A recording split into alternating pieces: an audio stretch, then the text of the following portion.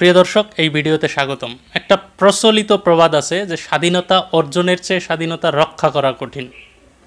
আমরা এই প্রবাদটা জানি, শুনেছি, কিন্তু এটার বাস্তবিক যে রূপ, এটার বাস্তবিক যে একটা দৃশ্য, এই দৃশ্যটা কিন্তু আমরা গত রাতে সেটা অনুধাবন করতে পেরেছি, সেটা স্বচক্ষে চর্মচক্ষে দেখতে পেরেছি। দেখুন, গত রাতটা কিন্তু আমরা একটা ভয়ঙ্করতম কালো রাত অতিবাহিত করলাম, একটা নিষ্ঠুরতম, একটা নৃশংস রাত আমরা অতিবাহিত করলাম। কিভাবে? বাস্তবিক পক্ষে কিন্তু দেশে বর্তমানে কোনো সরকার নেই। সরকার না থাকায় নিয়ম শৃঙ্খলার, আইন শৃঙ্খলার যে অবনতি ঘটেছে, এর সুযোগ নিয়ে একটা মহল সারা রাত ধরে সারা দেশব্যাপী নৃশংসতা চালিয়েছে, সারা দেশব্যাপী তারা বিশৃঙ্খলা চালিয়েছে, হত্যা, লুট, হরিলুট চালিয়েছে।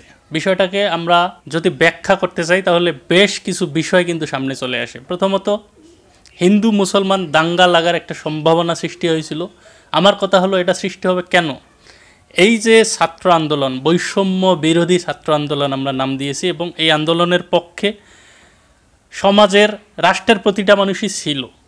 যারা ছিল না তাদেরও মৌন সম্মতি ছিল। যারা সশরীরে মাঠে উপস্থিত হতে পারেনি, হয়তো কোনো প্রতিবন্ধকতার কারণে বা অন্য কোনো সমস্যার কারণে মাঠে উপস্থিত থাকতে পারেনি, কিন্তু তাদের মৌন সম্মতি ছিল, তারাও এই আন্দোলনের পক্ষে ছিল। তো এই যে আজকে মন্দির ভাঙ্গা হলো, হিন্দুদের বাড়িতে ভাঙচুর করা হলো, লুট করা হলো, ধন সম্পদ লুণ্ঠিত হলো, এটা আসলে কোন মহলের কাজ?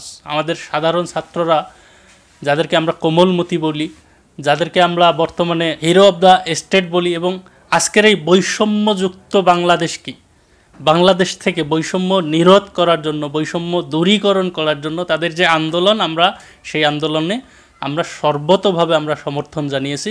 এবং আমরা যেভাবে পারি, যারা অনলাইনে কাজ করে তারা অনলাইনে চেষ্টা করেছে, যারা সময়ে যাদের হাতে ছিল তারা মাঠে গিয়েছে, এবং সময় করে নিয়ে শিল্পী থেকে শুরু করে, অভিনেতা থেকে শুরু করে, সমাজের সর্বস্তরের পেশাজীবী, কর্মজীবী, শ্রমিক, দিনমজুর থেকে শুরু করে, রিক্সাওয়ালা থেকে শুরু করে, সমাজের সর্বস্তরের প্রতিটা মানুষ সমর্থন করেছে। কেউ কেউ সশরীরে সেই যুদ্ধের ময়দানে অবতীর্ণ হয়েছিল। কিন্তু আজকে যখন সেই স্বাধীনতা অর্জিত হলো, আমরা যখন সেই স্বাধীনতার স্বাদ পেয়ে আমরা উল্লসিত, আমরা যখন আনন্দিত, আমরা যখন সেই বিষয়টাকে উদযাপন করছি, ঠিক তখনই কোন অপশক্তি, কোন মহল এই ধরনের একটা নৃশংসতা, এই ধরনের একটা লুণ্ঠন চালালো, হরিলুট চালালো সারা দেশব্যাপী। আমরা এটা তীব্র নিন্দা জানাচ্ছি। দেখুন, কেউ একজন অন্যায় করেছে, তার মানে আমি তার সাথে অন্যায় করব, তার সাথে অন্যায় করার আমার বৈধতা আছে, এই বিষয়টা নয়, এটাকে আমি সাপোর্ট করি না। কেউ একজন আপনার প্রতি অন্যায় করেছে, আপনি এতদিন সুযোগ পাননি, আপনি চুপ ছিলেন, এখন যখন আপনার হাতে সুযোগ এসেছে, আপনি দ্রুত গতিতে সেই অন্যায়ের প্রতিশোধ নেওয়ার জন্য প্রতিহিংসা পরায়ণ হয়ে উঠলেন। তাহলে তার আর আপনার মাঝে তফাৎটা কী থাকলো? সেও সময় সুযোগ যখন তার হাতে ছিল, সে আপনার প্রতি অন্যায় করেছে, সময় সুযোগ যখন আপনার হাতে থাকলো তখন আপনি তার প্রতি অন্যায় করলেন। তাহলে এখানে ডিফারেন্সটা কি, পার্থক্যটা কি, আমাকে বোঝান। আমরা যে বৈষম্য দূরীকরণ করতে চেয়েছি, বৈষম্য নিরোধ করতে চেয়েছি, আমরা বৈষম্য বিরোধী যে বাংলাদেশকে চেয়েছি, সেই বাংলাদেশ অন্তত এটা নয়। অন্তত আমরা গত রাতে যে বাংলাদেশকে দেখেছি, সেই বাংলাদেশ কখনোই বৈষম্য বিরোধী কোনো বাংলাদেশ নয়। সেই বাংলাদেশে যেখানে স্বাধীনতা অর্জন করার পর আমরা একটা রাতের জন্য হলেও স্বাধীনতাকে রক্ষা করতে পারিনি, যেখানে মানুষের জানমালের নিরাপত্তা ছিল না, যেখানে হিন্দুদের মন্দিরের কোনো নিরাপত্তা ছিল না, হিন্দুদের বাড়িঘরের কোনো নিরাপত্তা ছিল না, সমাজের সর্বস্তরের, একদম প্রত্যন্ত গ্রামাঞ্চল থেকে শুরু করে সর্বস্তরে জনমনে ভীতি ছিল, আতঙ্ক ছিল।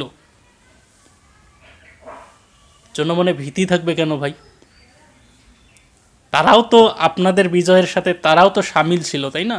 তো আজকে তাদেরও বিজয় উদযাপন করার কথা, উৎফুল্লতার সহিত, আনন্দের সহিত, কিন্তু তারা ভীত কেন?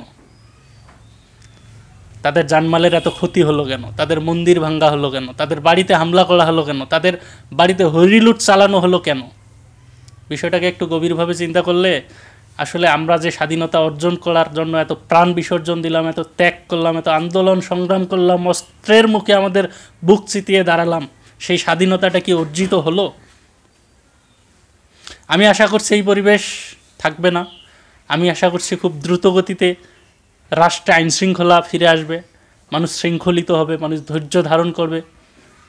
এবং সর্বোপরি আমরা যে বৈষম্য বিরোধী একটা বাংলাদেশকে কল্পনা করি, বৈষম্য বিরোধী যে বাংলাদেশের আমরা স্বপ্ন দেখেছি, বৈষম্য বিরোধী যে বাংলাদেশকে বিনির্মাণ করার জন্য আমরা রক্ত দিলাম, আমরা প্রাণ বিসর্জন করলাম, আমরা বন্দুকের নলের সামনে বুক চিতিয়ে দাঁড়ালাম, সেই বাংলাদেশকে আমরা অতি দ্রুত ফিরে পাব। এবং এই বাংলাদেশকে আমাদের এই মেধাবী তরুণরাই সেই বাংলাদেশকে বিনির্মাণের লক্ষ্যে আরও এক ধাপে এগিয়ে যাবে, বিনির্মাণ করবে, এটা আমার দৃঢ় বিশ্বাস। এবং আজকে তার কিছু প্রতিফলন আমরা দেখতে পাচ্ছি। রাস্তাঘাট পরিষ্কার করা, মেরামত করা, জঞ্জাল সরিয়ে রাখা, এটা কিন্তু তারই নামান্তর। এবং আমরা আশা করি আজকের এই তরুণদের মাধ্যমেই সেটা সম্ভব। তবে আমাদেরকে সতর্ক থাকতে হবে, আমাদের বিজয়কে কেউ যেন ছিনিয়ে নিতে না পারে, আমাদের বিজয়কে অন্য কেউ যেন তাদের বিজয়, তাদের কৃতিত্ব বলে মনে না করে, তারা যেন দেশব্যাপী লুটতরাজ চালানোর মতো সাহস করতে না পারে, তারা যেন দেশব্যাপী তাণ্ডব চালানোর জন্য, খুন করার জন্য কোনো ধরনের কোনো দুঃসাহস করতে না পারে। এই ব্যাপারটা আমাদেরকে সতর্ক থাকতে হবে। আন্দোলনে বিজয়ী ছাত্রছাত্রীদের প্রতি আমার এটা একটা দৃঢ় অনুরোধ থাকবে।